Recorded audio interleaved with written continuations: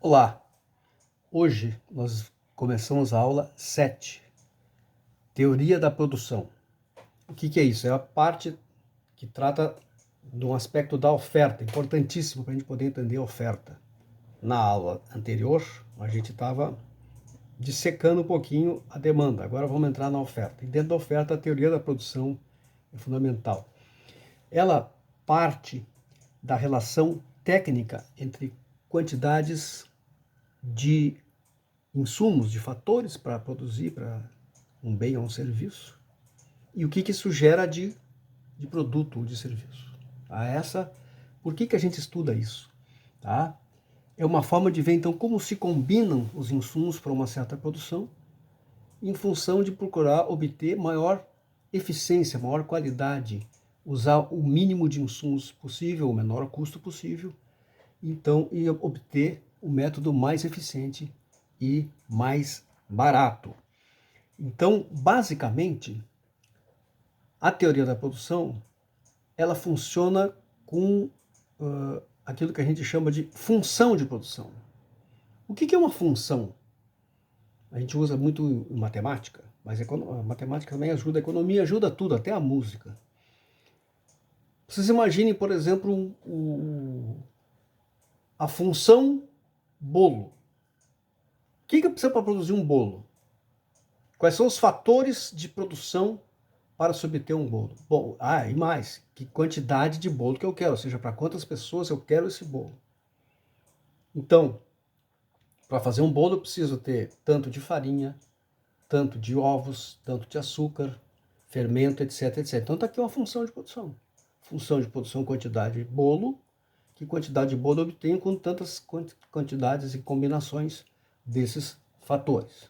É isso, basicamente, do que trata. Então, eu não estou entrando aqui nem no custo, tá? Na parte financeira, apenas estou ainda me atendo na questão física, relação física. Quantidade de fatores, quantidade de produto, tá? Quantidade material, objetiva, não ainda a parte monetária. Claro que tem dois tipos de fatores que a gente deve levar em conta. Os fatores variáveis, ou seja, aqueles que dependem da quantidade produzida. Por exemplo, numa metalúrgica, quanto mais for a produção, mais chapas de aço ela vai usar. Numa empresa de bebidas, quanto maior a produção, maior a quantidade de garrafas que serão empregadas. Mas tem também os fatores fixos. E eles são fixos não porque eles estão parados mecanicamente no espaço. O físico não é, o fixo não é nesse sentido. O fixo quer dizer o seguinte: eles não dependem, eles não vão variar a quantidade de acordo com a produção. Por exemplo, as máquinas, os equipamentos, as edificações. Então, isso é fixo. Se eu estiver produzindo muito ou pouco, aquela quantidade de máquinas é mais ou menos dentro daquela minha previsão. Então, esse é outro aspecto. E, por fim, ainda nessa parte, né, antes de passar para a função de produção mesmo, é importante a gente notar 3 tipos de prazos em economia aqui, tá? Aqui eu não estou falando do prazo contábil, o ano do exercício, não. Prazo, por exemplo, o primeiro que a gente chama é o curtíssimo prazo. Curtíssimo prazo, imagina o seguinte: a empresa, determinada empresa, está com muito serviço pela frente.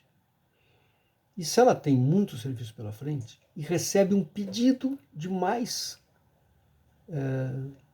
serviços de outros clientes, ela não vai conseguir atender. Então é curtíssimo prazo. Curtíssimo prazo que é o seguinte: quando tu não consegue aumentar a oferta. Não é nada, só uma tosse alérgica aqui, não se assuste. Então veja, quando ela vem nessa situação, a oferta é inflexível, ela é inelástica, não se modifica. Então é curtíssimo prazo. Acontece às vezes, é frequente se comentar isso na economia rural. Por exemplo, uma cultura de verão como a soja, que foi aquele produtor calculou tantas toneladas, tantas sacas de soja que ele produziu, e aí vem um pedido lá em março, depois que a produção já está colhida, e pede mais. Ele não vai ter como atender. Isso é curtíssimo prazo. O curto prazo é quando a empresa tem um certo nível de produção, recebe novos pedidos e pode aumentar, exatamente atender esse pedido. mas ela só pode atender até o limite da utilização da sua capacidade instalada, ou seja, até onde as máquinas e equipamentos permitem que eu aumente o uso de insumos. Então ela esbarra onde? Nos chamados fatores fixos. Então no curto prazo eu consigo aumentar a produção, mas até certo ponto. No longo prazo é quando eu consigo aumentar a produção em todos os níveis. Porque, claro, eu posso variar também os fatores fixos. Eu posso aumentar o prédio, eu posso comprar mais máquinas de estoque. Isso normalmente demora mais até fazer essas operações, instalações, treinamento, etc. Bom, então no longo prazo, todos os fatores acabam se tornando variáveis.